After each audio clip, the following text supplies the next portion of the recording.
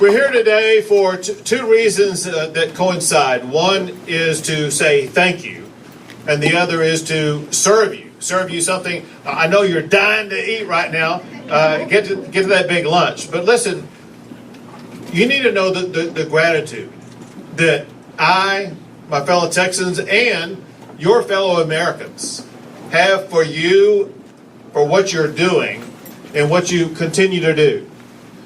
Everybody knows that our military, National Guard and otherwise, as well as our Department of Public Safety officers, you serve 24/7.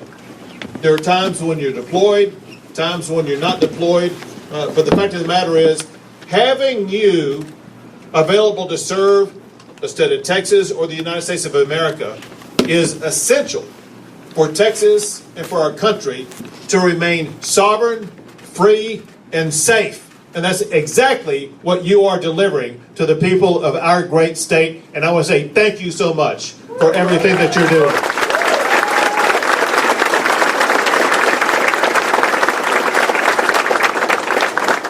No state in America has a National Guard like the Texas National Guard, either in volume or quality or what you've provided for our country.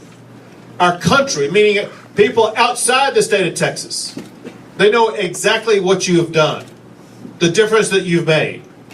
The truth, the facts are that what happened over the past 4 years was unprecedented.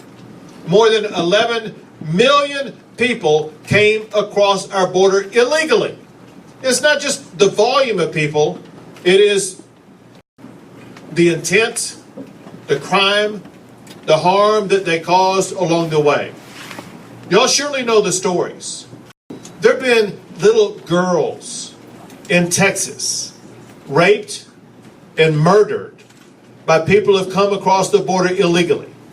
There have been family after family after family in the state of Texas alone that have been physically beaten, abused, harmed, or had their homes or their neighborhoods decimated. They needed somebody to step into that breach and stand up for the rule of law upon which our country was created.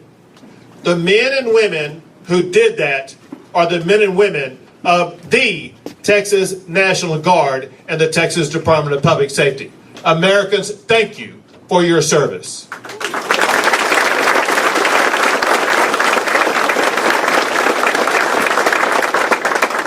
I know that sometimes what you're doing may be hard. My only hope is this, and that is that you know also every single day how important, how essential it is what you're doing. Texans are counting on you. Americans are counting on you. And especially this time when we have Thanksgiving. We as Texans and Americans have at the top of our list among our thanks. I thank you to all of our Texas National Guard, those who came from other states to join you, from those other state guards, as well as our DPS officers. So from me, the best and most prolific thing I can do to you today is to let you know the gratitude that Texans have for you. Maybe the second best thing is what General Seltzer was talking about. There is a change afoot as we speak right now. And it's something that formally occurs on January the 20th, but has already begun. Actions, planning, preparation, schematics, everything that needs to be done is being done to make sure that there is no time gap whatsoever. That as soon as January the 20th occurs, there is going to be a change in the way the United States of America protects our border and protects the sovereignty of the United States of America. And we have with us the person who's going to be the tip of the spear of leading that effort. And that is Tom Homan, a person that you probably know is well experienced at this.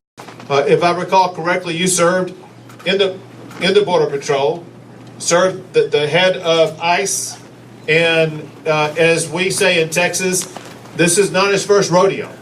He's been down this pathway before, done this before, comes ready and prepared with both the physical attributes, the mental attributes, and the experience attributes to make sure that we're going to be doing more and faster than anything that's ever been done to, first of all, regain control of our border, restore order in our communities, and also identify, locate, and deport criminals in the United States of America who have come across the border, who are preying upon our fellow Texans and our fellow Americans, and make sure that we restore safety and law and order in communities across the entire United States of America.